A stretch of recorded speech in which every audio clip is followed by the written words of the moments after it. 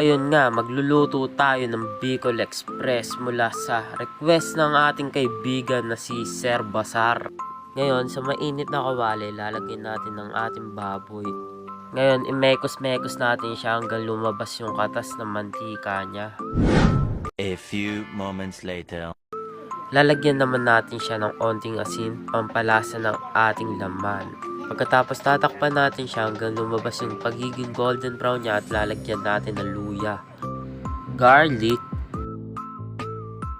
onion, at syempre di mawawala ang ating kamatis.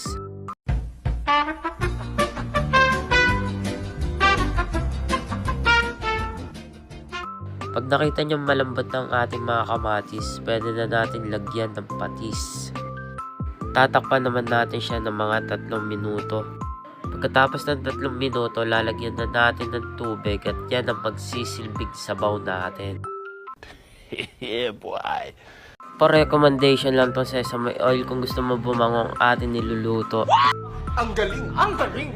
At dahan-dahan naman natin nilalagay ang ating gata. Tandaan na ito ang pinakakailangan natin, ang gata.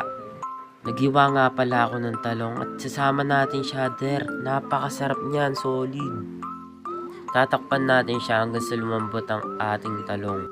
And kayo naman bahala kung gusto nyo lagyan ng sili. Pero syempre, Bicol Express yan, kailangan manghang. At yan na nga overall result ng ating niluto na Bicol Express na request ng ating kaibigang Basar.